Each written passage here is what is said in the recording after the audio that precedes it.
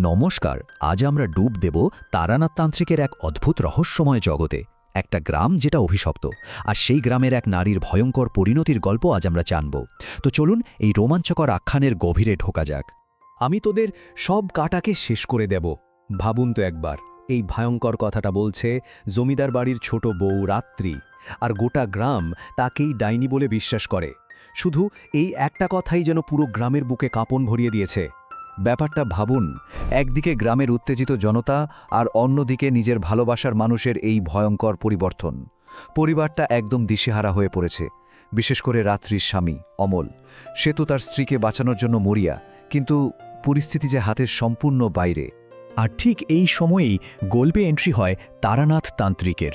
দেখুন, এর আগেও কিন্তু অনেকেই এসেছে এই রহস্য সমাধান করতে, কিন্তু সবাই ব্যর্থ, শুধু টাকা নিয়ে পালিয়েছে। কিন্তু তারানাথ তান্ত্রিক না, তিনি একেবারেই তাদের মতো নন। তিনি কোনো টাকা পয়সার লোভে আসেননি, এসেছেন আসল সত্যটা জানতে, সেই সত্যের একেবারে গভীরে পৌঁছতে। তো তারানাথ যখন প্রথম রাত্রিকে দেখলেন, দৃশ্যটা ছিল শিউরে ওঠার মতো। একটা অন্ধকার ধুলোমাখা ঘরে তালাবন্ধ, সারা শরীর রক্তে মাখা, পায়ের শেকল, আর কি ভয়ঙ্কর তার গলার স্বর। কিন্তু এই ভয়াবহ দৃশ্য দেখেও তারানাথের যুক্তিবাদী মন কিন্তু খটকা খেল। তিনি সঙ্গে সঙ্গেই বুঝে গেলেন, না, এটা কোনো সাধারণ ভূতে পাওয়ার ঘটনা নয়, এর পেছনে অন্য কোনো গভীর রহস্য লুকিয়ে আছে।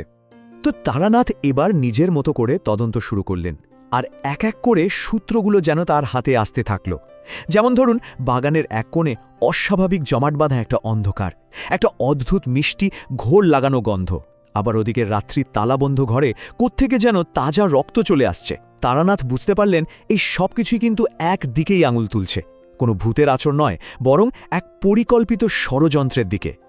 আর এই চরম সংকটের মুহূর্তে জানেন তো কি হয়? এক নতুন বিশেষজ্ঞের আগমন ঘটে। নাম তার বিপ্রতান্ত্রিক।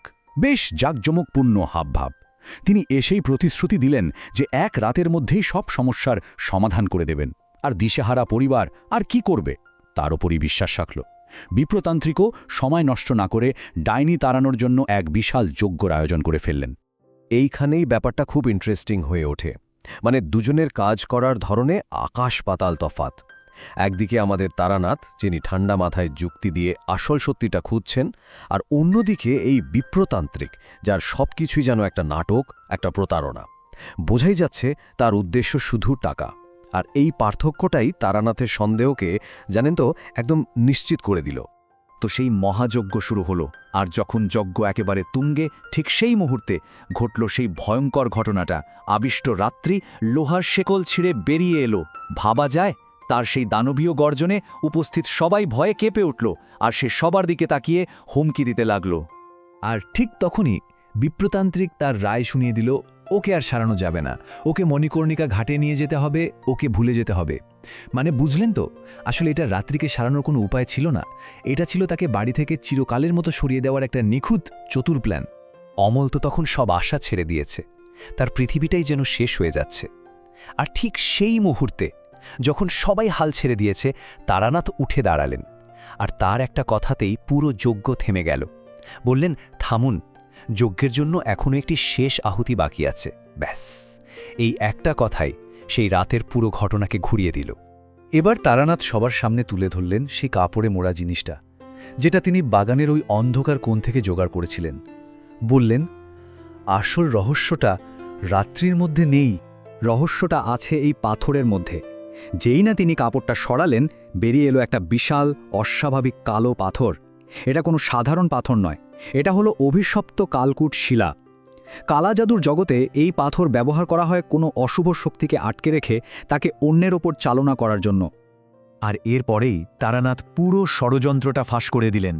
আসল মাস্টারমাইন্ড আসলে জমিদার বাড়ির বড় বউ মেঘনা, আর তার সঙ্গে ওই ভণ্ড বিপ্রতান্ত্রিক। তাদের উদ্দেশ্য ছিল একটাই, পরিবারের সব ধনসম্পদ হাতিয়ে নেওয়া। আর তাদের পথের কাঁটা ছিল রাত্রি, কারণ রাত্রি খুব বুদ্ধিমতী ছিল, সে হয়তো সব ধরে ফেলত। তাই তাকে সরাতে এই অভিশপ্ত পাথর ব্যবহার করে তার ওপর অশুভ শক্তি চালান করা হয়, তাকে ডাইনি সাজিয়ে বাড়ি থেকে বের করে দেওয়ার জন্য। মানে রাত্রি কোনোদিনও ডাইনি ছিলই না, সে ছিল এই ভয়ঙ্কর ষড়যন্ত্রের শিকার। এই সত্যিটা বলার পরেই তারানাথ আর এক মুহূর্ত দেরি করলেন না। তিনি ওই অভিশপ্ত পাথরটাকে সোজা ছুঁড়ে ফেলে দিলেন যজ্ঞের আগুনে। আর সাথে সাথেই কান ফাটানো একটা শব্দ করে পাথরটা ফেটে গেল, আর ভেতর থেকে বেরিয়ে এলো একরাশ কালো ধোঁয়া। আর ঠিক সেই মুহূর্তে রাত্রিও যেন মুক্তি পেল। জ্ঞান হারিয়ে মাটিতে লুটিয়ে পড়ল সে, কিন্তু অবশেষে সে আবার আগের মতো স্বাভাবিক। কিন্তু গল্প এখানেই শেষ নয়। পাথরটা ভেঙে যাওয়ার পর ওই অশুভ শক্তিটা তো আশ্রয়হীন হয়ে পড়ল। এখন সে তার আসল মালিককে খুঁজছে, আর কয়েক সেকেন্ডের মধ্যেই সে খুঁজে পেল মেঘানাকে, এই ষড়যন্ত্রের মূল হোতাকে। শক্তিটার সঙ্গে সঙ্গে মেঘানাকে আবেশ করল, আর তারপর আবিষ্ট মেঘানা ঝাঁপিয়ে পড়ল তার সঙ্গী বিপ্রতান্ত্রিকের ওপর, গলা টিপে তাকে মেরে ফেলল। কিন্তু মরার আগে বিপ্রতান্ত্রিকও তার ত্রিশূলটা মেঘানার বুকে গেঁথে দিল। দুজনেই একসাথে শেষ, মানে তাদের তৈরি করা শয়তানই শেষ পর্যন্ত তাদের গ্রাস করল।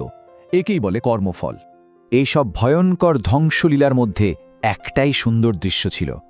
তারানাথ দেখলেন অমল তার সুস্থ হয়ে ওঠা স্ত্রী রাত্রিকে জড়িয়ে ধরে কাঁদছে। তবে এটা দুঃখের কান্না নয়, এটা ভালোবাসাকে ফিরে পাওয়ার আনন্দের কান্না। এই একটা দৃশ্যই যেন পুরো গল্পটাকে একটা আবেগঘন সমাপ্তি দিল।